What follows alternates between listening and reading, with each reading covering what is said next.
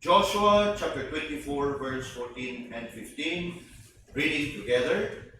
Now therefore fear the Lord, and serve him in sincerity and in truth, and put away the gods which your fathers served on the other side of the flood, and in Egypt, and serve ye the Lord. And if it seem evil unto you to serve the Lord, choose you this day whom you will serve, whether the gods which your fathers served that were on the other side of the flood, or the gods of the Amorites, in whose land ye dwell. But as for me and my house, we will serve the Lord. This morning we are going to consider this passage of Scripture as we rejoice in the Lord and pay tribute and honor our earthly and physical fathers, the head of every family, the leader and teacher of every home, together with our mothers as helpmeet, fathers train and nurture the home in the ways of the Lord. And so I thought of looking at this passage this morning from the book of Joshua as we consider the subject of family worship and service in today's message that I titled, As for Me and My House. The very same statement that Joshua uttered here in our text, which will be the focus of our meditation. As for me and my house. For a brief background ini mga kigsunan, Joshua, having led the children of Israel in conquest of the promised land, have given each tribe their portion of the land. We will find Joshua here gathering together God's people. Let's take a quick look at verse 1 of chapter 24. And Joshua gathered all the tribes of Israel to Shechem, and called the elders of Israel, and for their heads, and for their judges, and for their officers, and they presented themselves before God. Now, you should know that at this time, Joshua was advanced in age, over 100 years old, and he was even about to retire. As you can see, we are on the last and final chapter of the book. But please understand that Joshua indeed lived his life to the full. Ngayon, he had served his God, he had served his master so well because he succeeded in bringing God's people into the promised land. Remember, it was first Moses whom God used to bring God's people out of Egypt and all throughout the wilderness wandering until he was disqualified in bringing God's people into the promised land, and there Joshua came into the picture. Yes, and having been able to bring about all this, iyahan ang nadala ang katawhan sa Ginoo into the promised land.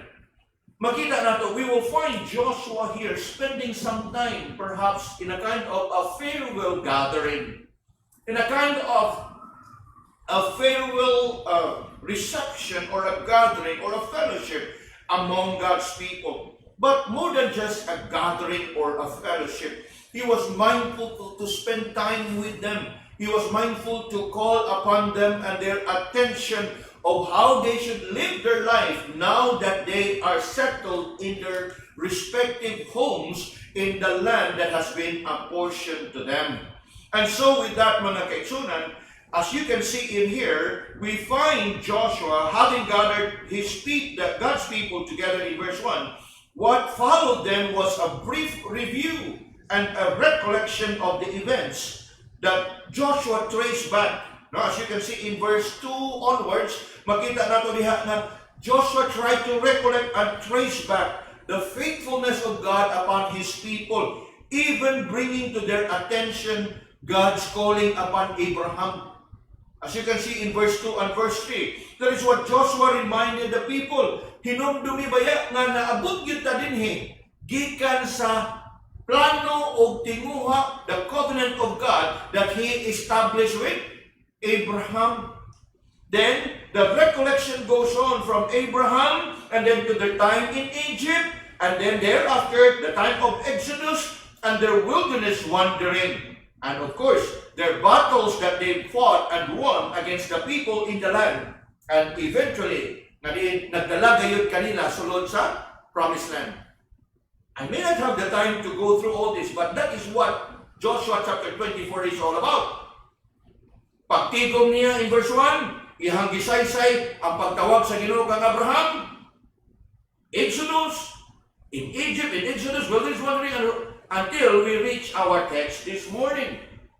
Now, the point is, Joshua was trying to remind the people that they were able to make it to the Promised Land because of God's faithfulness. Joshua was trying to remind them that it is not because you deserve it. It is not because you are able to do it. It's all because God is faithful to His covenant with Abraham, with Isaac, and Jacob. And He is faithful to keep His covenant and His promises with them. In fact, kung atong mahinungduman, it was when God thought about His covenant with Abraham that He called Moses to go back to Egypt. And that is the very purpose why Joshua here is bringing all these things to their attention, to remind the people whom he brought to the Promised Land, now at this time well settled in their homes, to remind them of the faithfulness of God. Now coming down to our text in verse 14 and 15, we will take a closer look at Joshua's pronouncements in here and consider how we can apply it to our personal life, especially the fathers in the context of our family life. Look closely at verse 14 and consider how Joshua speaks about duty. Joshua here speaks about duty. Now, iyan ang gisaysay ang tanan nga gihimo sa Ginoo diha kanila, reminding them of the faithfulness of God. Now, how are we to respond? That is what Joshua is trying to tell us here. After all that the Lord has done in our lives, addressing the children of Israel, how are we going to respond? And this is how they should respond according to the words of Joshua. Verse 14. Look at how verse 14 begins. Now therefore, meaning, in view of all the blessing that we have received from the Lord, therefore, this is what we should do. In other words, a response. The appropriate response of God's people in bringing them into the Promised Land. And what is this all about? Joshua here, as I have said, is speaking about duty. And what is this duty all about? Now look again in verse 14. Now therefore fear the Lord and serve Him in sincerity and in truth, and put away the gods which your fathers served on the other side of the flood and in Egypt, and serve ye the Lord. In light of all that God has blessed them abundantly, yes, they have been so privileged, right, to receive and enjoy of all of God's blessing. Protection, preservation, provision. All this time. Gani kung atong mahinungduman, kining mga tawhana that the Lord has brought into the Promised Land, they should know in their heart that it was God who proclaimed, because those people of Israel aging 20 years old above have been murmuring against me, they shall not enter the Promised Land except Caleb and Joshua. And so they could have been so encouraged in their hearts and privileged in their hearts that they are among those who are permitted by God to enter the Promised Land. And so we need to understand, mga kaigsunan, that in every privilege that we enjoy, it comes with a responsibility. And this is where we find Joshua now telling them, after all the blessing that we have received from the Lord, please know that we have a duty to keep. We have this responsibility to keep. This is in line with all the abundant blessing that they have received from God. Joshua reminded them of these duties to the Lord. Now that you have settled well in the land, and now that you have your own respective houses and homes, let me remind you of our duty unto the Lord. Ano man, Kay lagi, it is because of the Lord's faithfulness that they were able to enter the promised land. So it is with us, mga kaigsuonan. There has to be that sense of duty in us as we continue with our Christian walk. And as we look at this verse here, I'd like us to consider those duties that Joshua is bringing to their attention. Firstly, the duty to submit. The duty to submit. Look at the first part of verse 14. Now therefore fear the Lord. To fear the Lord is to submit to the Lord. Joshua here admonished the people to fear the Lord. This means to stand in awe, in reverence, to be stricken with deep sense of honor and worship. It has the idea of recognizing the Lord in His exalted position being God. And that is what Joshua here is telling the people. Therefore, fear the Lord. Now, as I have said, this fear here is all about that standing in awe.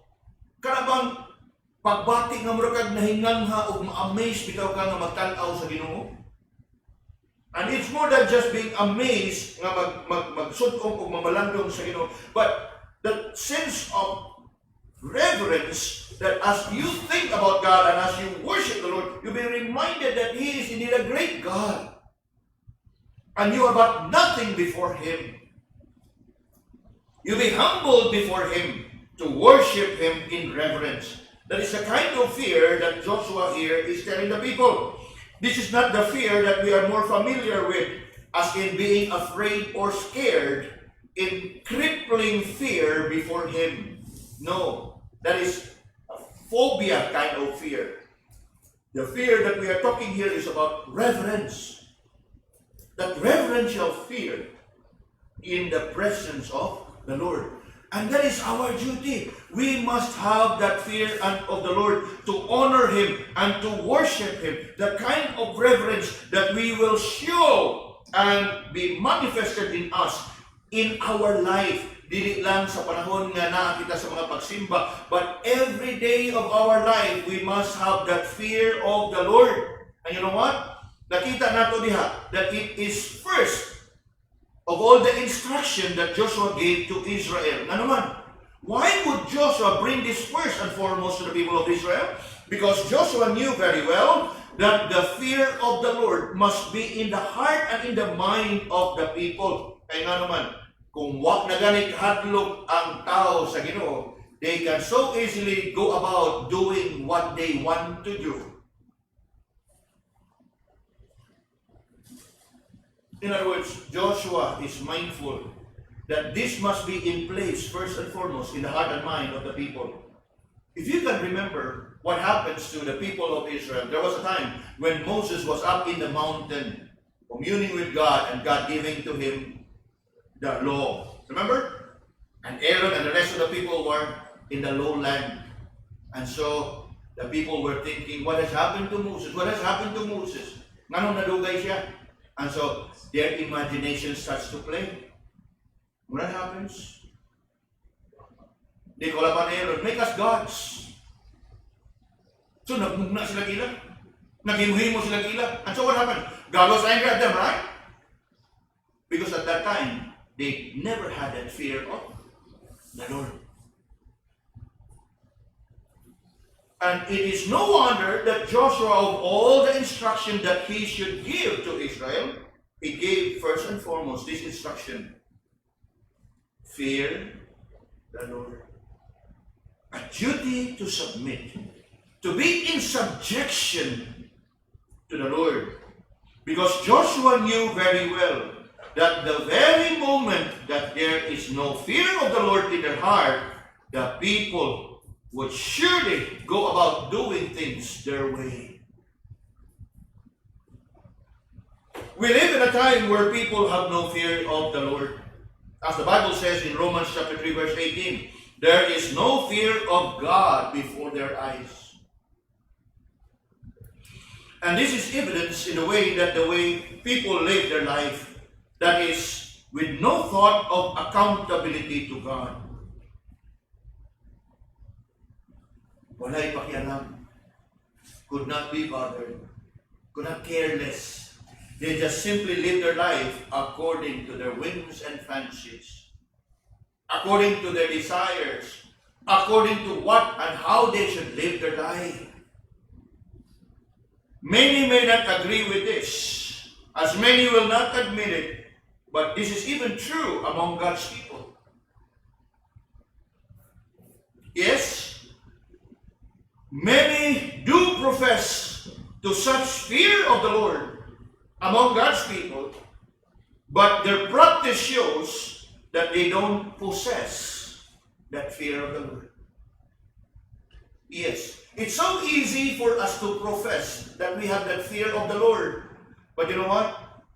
Our actions, our practices, our conduct would show as to really whether we have fear of the Lord or not.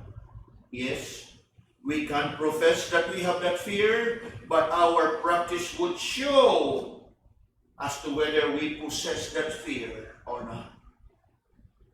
Dalit na tayo ang Panginoon that I have that fear of the Lord.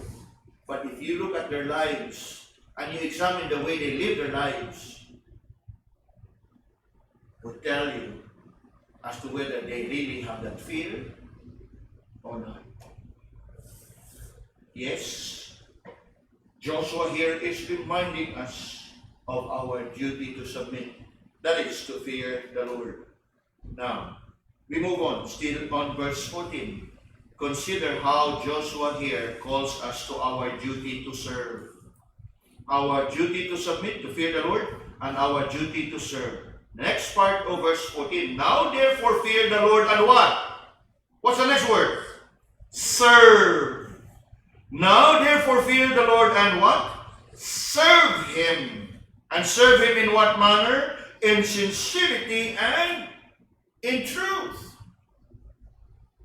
So it's not enough that we submit. That submission and that fear of the Lord must be coupled by service. And what manner of service?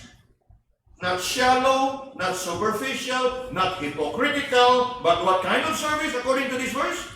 Sincerity and in truth. The people were admonished to serve the Lord in sincerity and in truth. So it is with us, karon mga kaigsunan. Yes, like Joshua, many of God's people today have long settled in the so-called lip service. In other words, lip service meaning, ang tanan, naaratanan sa bakbak. All in words, never in actions. Just like I mentioned a while ago, anybody can claim that they fear the Lord. But if you look at their life and examine the way they live, that would be enough to convince you, to tell you as to whether they indeed fear the Lord or not. And so it is with our service. Anyone can claim that they serve the Lord. But what kind of service are you rendering to the Lord? Now, we often hear it said, right? Actions speak louder than words. True. Let me put it in another way. People would have the tendency to hear not what you say, but in what they see. In other words, bisag unsa pagkakusog o kalanong ang imong gisulti diha nga nangalagad ka sa Ginoo, pero sa nakita diha nila nimo wa gyud kang nangalagad, they'd rather believe in what they see, not in what you say. Joshua had witnessed enough lip service unto the Lord, but with no genuine service, that this time he calls on the people, serve Him in sincerity and in truth. Gani mga kaigsunan, kung ato ang iplantahon pag-ayo, it would even be a surprise to us and a shock to us. Kaya nga naman, Sa sunod na bahin sa verse 14, ingon pa din siya, put away the gods which your fathers. What does it tell us? It tells us that all this while, some of God's people are still in idol worship. Are you following? Look closely at verse 14. Why would Joshua say, put away the gods, kung wala sila ginadala? That means, these people whom Joshua brought into the promised land, they were not actually pure. They were not actually sincere. For why would Joshua tell them, put away your gods? That means, naagyapon kanila ang gasimba o mga Diyos. As I have been saying, look closely at the text. It would tell you a greater, more detail. And tanaw pa kayo. Were they not blessed by the Lord? They were. Apil ko sila na nasud sa promised land. They have been blessed by the Lord indeed. But the fact remains that having received much blessing from the Lord, they still remain in their idol worship. Nga naman, for why would Joshua call upon their attention here? Put away the gods which your fathers served. That simply tells us that some, if not many of these people, who on one hand serve the Lord, as they would claim, yet still in their hearts are still into idol worship. Now this is very interesting, mga kaibigan, and I'd like us to spend some time here. From the duty to submit and the duty to serve, here is a call of Joshua, our duty to sanctify. Our duty to sanctify. And what is it that we are to sanctify? Put away the gods which your fathers served on the other side of the flood and in Egypt, and serve ye the Lord. Now look at that. Igo ka na nga maghatag nato, magkumbinsi ka nato, nga katong mga tawhana, dili day tanan nato nagmatinud-anon gayud sa ilaha nga pagsalig sa atong Ginoo. A good number of them are still into idol worship. For why would Joshua include this in his declaration? Nakuha na lang mga. Why would Joshua mention this if they're not guilty?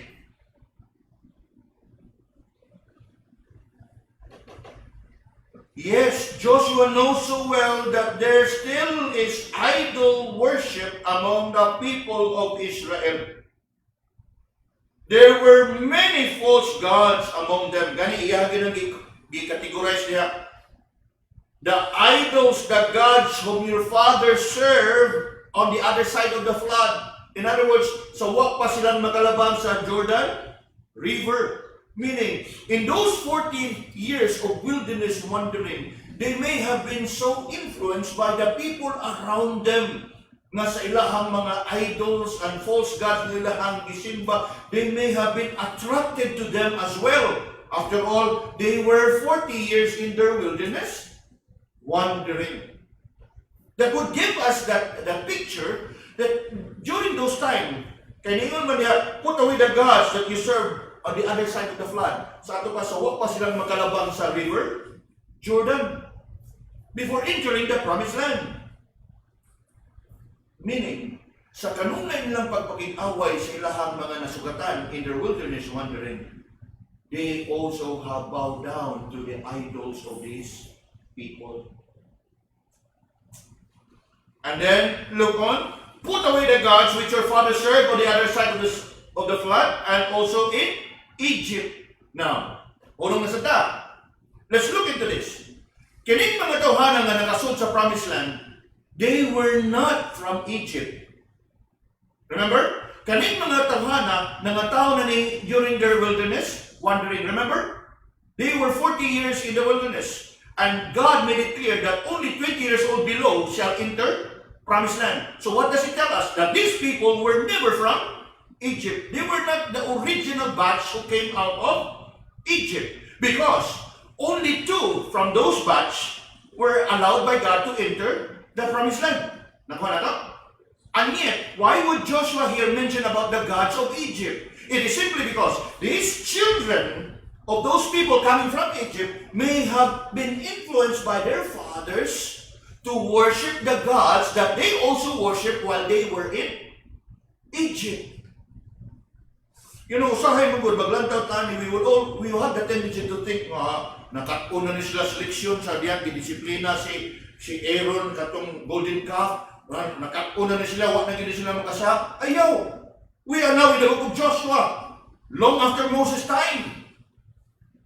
That means, even long after the 10 Commandments was given, they were still in idol worship. When was the law given? Exodus given again in Deuteronomy. Now we are dealing with Joshua. That means, even long after the law was given, kaya mo ba may nung pa man gihatag ng kasubuan na ni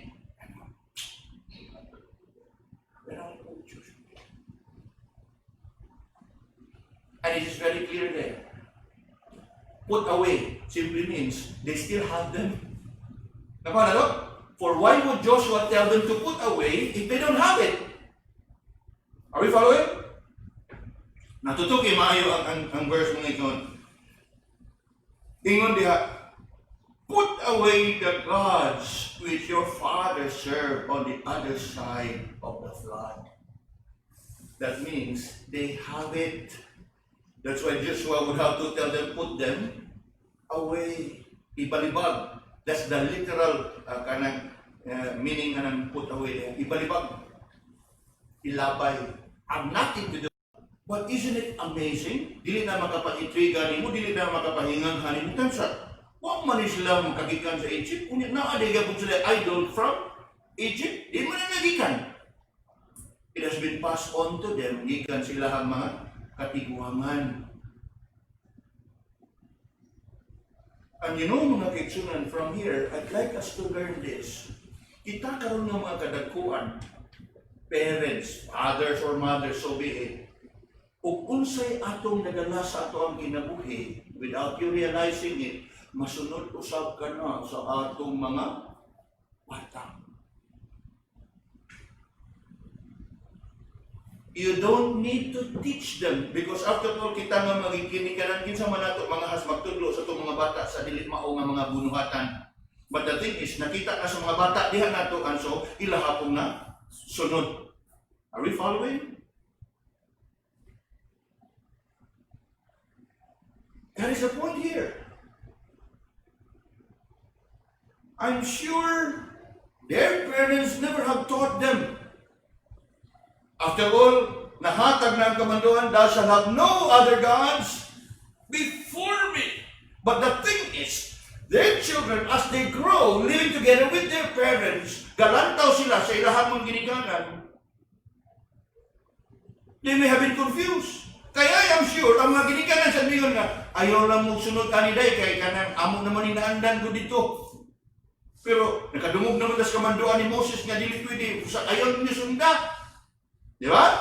But somehow, ikaw mismo gasigi ka gihapong buhat, and children are watching, children and seeing it, what can you expect? Are we following? That's the lesson for us here.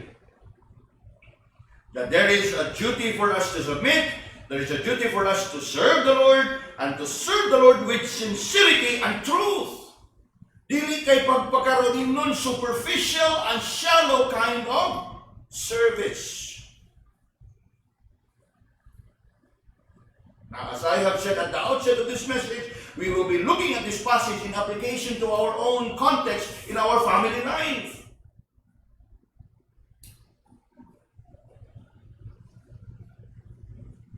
Yes, I am with you. Walay ginikanan siguro nga magtudlo ug dautan sa ato ang mga anak apan without you realizing it, kung kana nga mga butang wa nimo gitudlo pero kana nga mga butang makita sa mga anak diha kanato, don't be shocked, don't be surprised o ila ka nang masunod without us teaching them.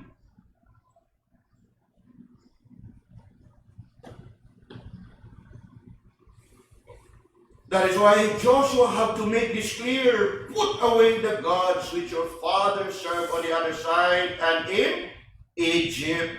And then what? Ang katapusan? And serve ye the Lord.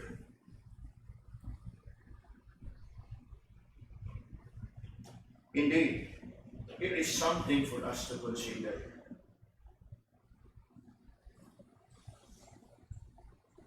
Our homes will never be all that God desires until we will be willing, and we are willing to put away the strange gods in our homes. Now, you may be quick to argue, Pastor, we have no idols in our homes. Wa namin ana, Pastor, dugay namin, gracias, ginawa namin magsimbang mga Diyos-Diyos o mga rebulto. Yes, I am with you. You may not have idols and images in your homes, but it could be that you have idols in your hearts. Remember, when we talk about idols, it is not just about idols or images or statues or relics or what have you, but anything that stands in between you and your God to you is an idol. In fact, in Paul's letter to the Colossians, covetousness is idolatry. And this is where it comes in. Yes, I am with you. By the grace of God, you may not have been worshiping idols. You may not have been putting up any decorations of images and idols in your homes. But the idol has become so subtle that you will not find it in your homes, for they are settled, well settled in your heart. What is it? What idol are you having there? Joshua is calling his people, and the Word of God is calling upon us now. Put away the gods. For then and only then, you will be able to serve the Lord. Now, of course, it doesn't mean that you have not been serving the Lord, but it could be in all your service, your heart has been divided. Remember, you cannot serve two masters. And in here, Joshua is making a clear-cut distinction. Enough with our superficial, shallow manner of service. That is what he said. In fact, padayon siya diha sa pag-awhag, fear the Lord. Serve Him in sincerity and in truth. Now, kaning duha nga gauna, a duty to submit and a duty to serve, is best expressed when we are able to sanctify ourselves. Meaning, if kung ato na yung mabalibag, kung ato na yung masalikway, yan sa itong mga kasing-kasing, any of those gods that we have been keeping in our hearts. Yes, the struggle and the problem of God's people today is not about those idols that we put in altars in our homes. But nonetheless, God's people today are still guilty of idol worship. Because many of God's people today continue to hold on to their idols in their hearts. They come in different size, shape, and color. You know, mas grabe ni siya o impluensya kanato kaysa katong idols and images. I am sure kung tinuod ka nga Kristohanon, you have long been delivered from that idol worship. True. But you know, there is this particular idol that continue to haunt us, that continue to burden us, that continue to disturb us. For oftentimes we find ourselves giving in to it. We often stumble in any one of these idols and get caught up with it. And it is the very reason why many of God's people cannot just bring themselves to a kind of service that is in sincerity and in truth. Pitik-pitik lang. Teka naman. They're trying to strike the balance. Are we following, mga kaibigan? Remember what Jesus said? No one can serve two masters. Either he will hate the one or love the other. That's why Joshua here is calling his people, put away. Because it is only when you are able to put away the gods that you have in your heart that you will be able to serve the Lord in sincerity and in truth.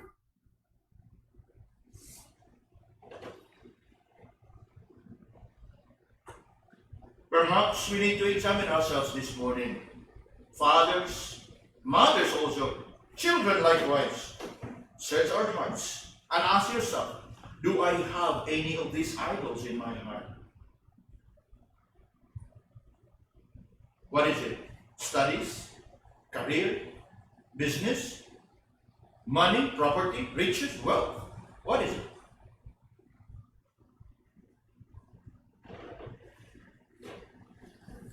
Joshua was dealing with these matters with the children of Israel.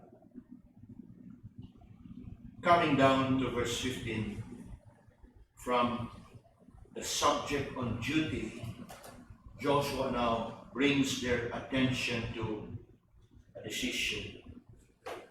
Duty, verse 14, verse 15, decision.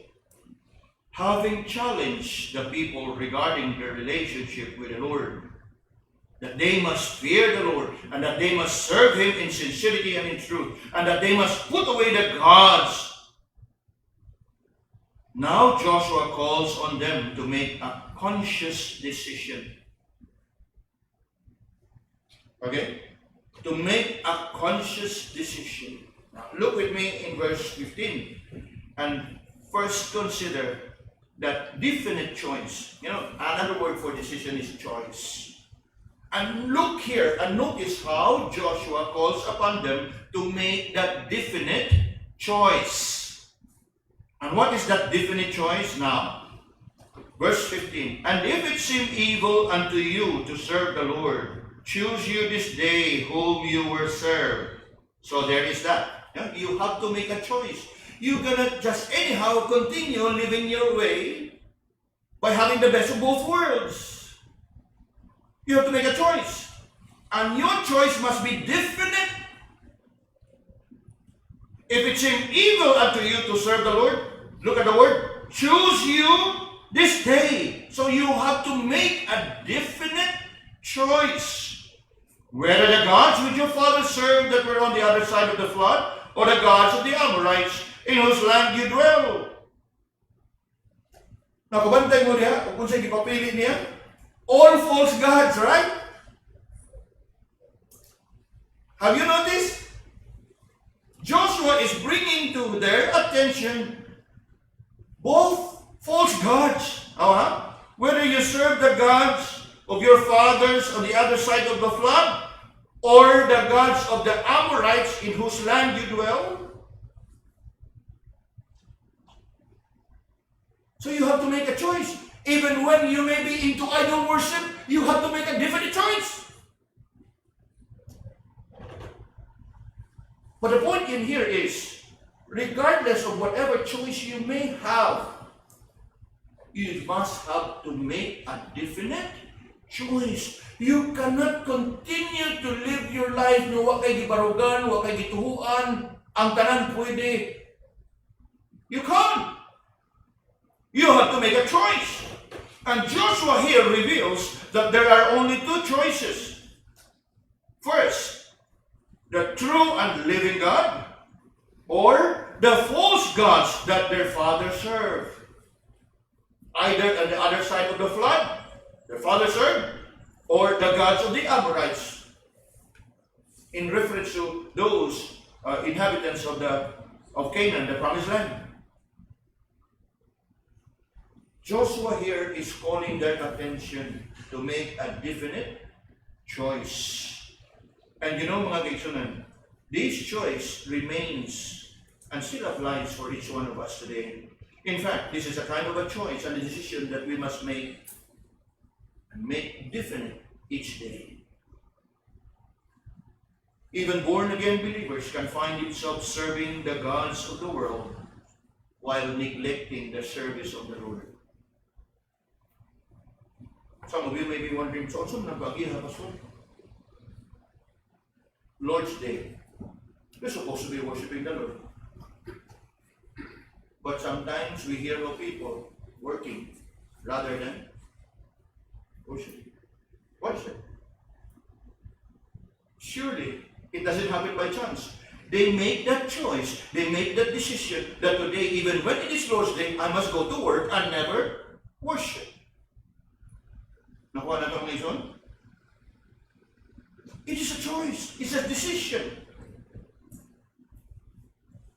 And that decision we all must make, and we must make it wisely. That's what Joshua here is saying. Choose you this day whom you will serve. Gani mga kaigsunan, from this definite choice, Joshua went on to bring to our attention that your definite choice must be coupled by a determined commitment. Determined commitment. In other words, determinado ka na mo ginay mong pagkabuhaton. In other words, this becomes non-negotiable. Kaya posible man nga kung committed ka, pero kung naay makahunghong ni mo nga, ay muhatag dito kuan. Amuwa ang imuhang commitment. That's why your commitment must be a what? A determined commitment.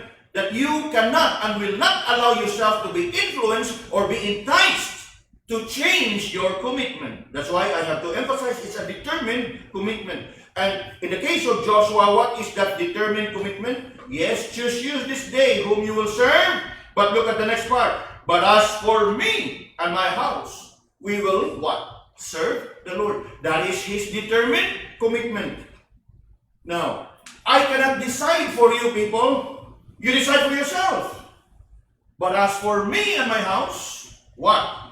We will serve the Lord. He is making it clear to them of his determined commitment that regardless of if all of you would choose to worship your false gods and idols, so be it. As for me and my house, this is our determined commitment. Now, I want us to look closely at this portion. But as for me and my house, we will serve the Lord. Yes, Joshua knew very well that he could not make that right decision on behalf of the people. The people themselves would make that decision for their own selves. Dili mabutan ni Joshua. Kinadaghanan. Remember, kinatibuk-an iyang gitigom. Unya ubukat sa kasing-kasing na nga, butan man ni mo Joshua. Kung nga, Joshua can only express his desire. Choose you this day. And then he goes on to express his determined commitment. But as for me and my house, I don't know about you, but as for me and my house, this is what we're going to do. What a commitment indeed. You know, mga kaitsunan, if only all the fathers in our midst would have the same determined commitment.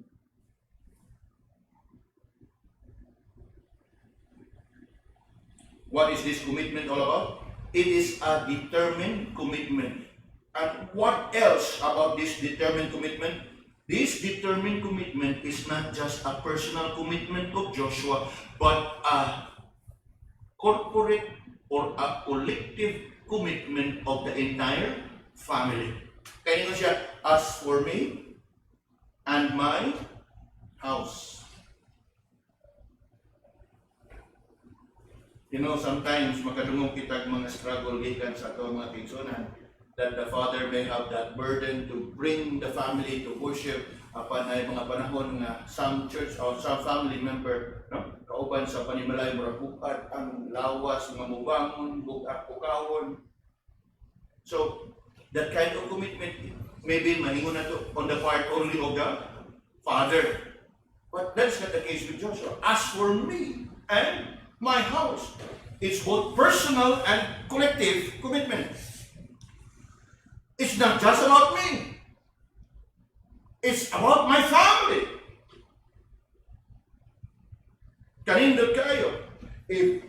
and every home would have this one and the same commitment. Not just a plain commitment, but a determined commitment. But as for me and my house, and then what? The determined commitment, personal and collective, we will what? Serve the Lord. Now, interesting enough, that words there, serve, is inclusive. Inclusive simply means it has a wide range of meaning. When the word is used, serve, it is not just about serving as in you serve in this and you serve in that. The word include in its meaning worship. It's not just about that you render your service. It's all about worship.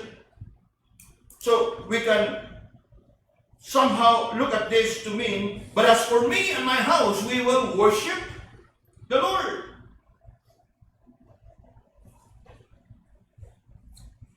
It's not just about, but as for me, I don't know about my family, but as for me, I will worship the Lord. Not so good to hear, right? What kind of a father are you if you cannot bring yourself, you cannot bring your family with you in worship?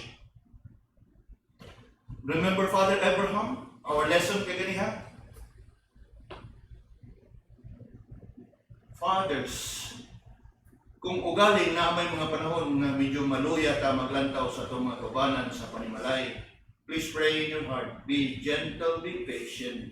There are just times nga diin makasugat sa kita niya na diha sa tuang mga pamilya na just when you are so excited to wake up and get ready and prepare yourself to worship only to find out nga ang uban medyo bugnaw. Ayaw kaluya.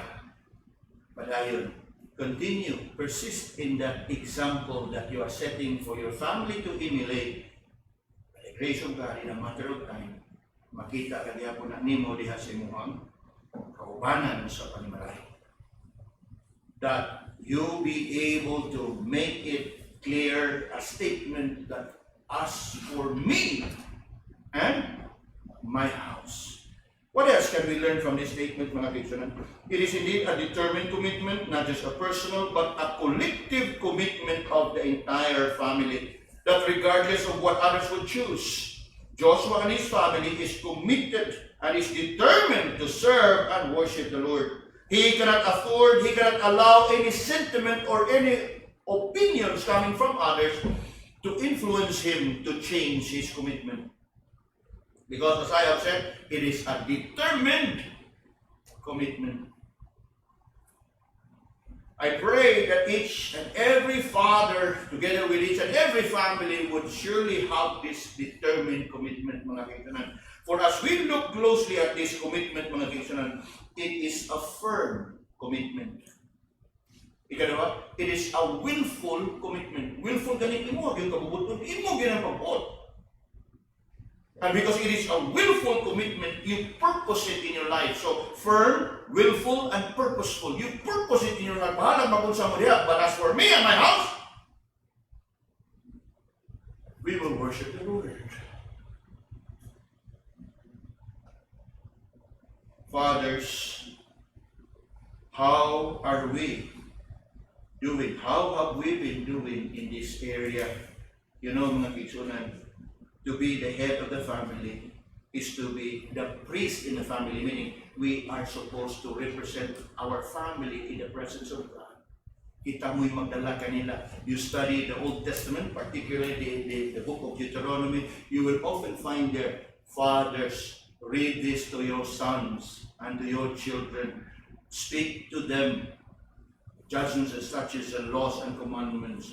Walk with them as you sit with them. Yes, this is our duty and our responsibility. And if by the grace of God, you have been keeping it and you have been observing it, praise God, press on. Yes, it may not be that easy because there will always be some kind of discouragement coming from among us, from within, or even from without. Padayon, make that as your definite choice, make that as your determined commitment. Firm, willful, purposeful. Now, before we come to an end, I'd like us to look closely at this. I'm sure you have been blessed as we reflect upon Joshua here. Kuyawan Joshua, no? Bahalag makunsa mo niya, but as for me and my house, we will serve the Lord. Very encouraging. Yes, true. Because of his definite choice and because of his determined commitment. Which would bring us to this last that I'd like to share with you. Looking at Joshua, able to make that definite choice and that determined commitment would give us the impression that Joshua has a deep conviction.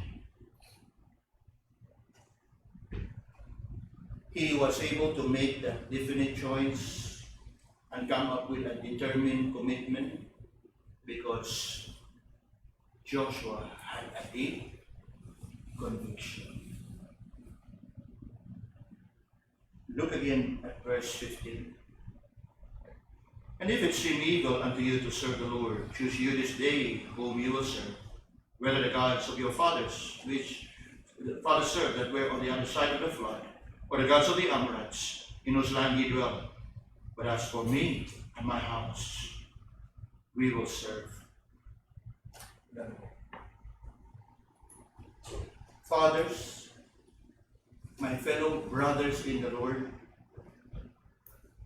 husbands, fathers, even grandfathers for that matter, here is something I'd like us to really pray and desire for ourselves. Nowadays, we often hear of families and homes suffering all the many cares and burdens of life simply because the father, if not the husband, have compromised or have bowed down to the gods of this world. They have compromised. They miss out in the sacred and solemn duty that they have towards their family, in bringing their family in the ways and in the fear of the Lord. And so what? Sa mga pagsuway o mga unos na midangat sa pamilya, they were not able to deal with it in a godly way, in a biblical way, because first and foremost, they have not been given to it. Meaning, they have a weak foundation. They were not firmly established in the Word of God. And you know why I bring this to your attention? Because it should remind us of what God commanded Joshua in the very first chapter of the book. Be strong and of a good courage. May this law, keep this law as the meditation of your heart. Remember? Now, let's go back for a while and examine what God said unto Joshua. Joshua was able to make all this because he had a firm foundation. He had a strong foundation. Now look at this. Of course, we know very well, right? Be strong and of good courage. You look at verse 7. Only be thou strong and be very courageous, that thou mayest observe to do according to all the law which Moses my servant commanded thee. Turn not from it to the right nor to the left, that thou mayest prosper whithersoever thou goest. This book of the law shall not depart out of thy mouth, but thou shalt meditate therein day and night, and thou mayest observe to do according to all that is written therein. For then thou shalt make thy way prosperous, and then thou shalt have good success. Why was Joshua able to come up with a firm conviction? Simply because he is firmly grounded in the Word. Yes, this is something that I'd like us to learn, mga kaibigan, my fellow brethren, fathers, husbands, heads of the home.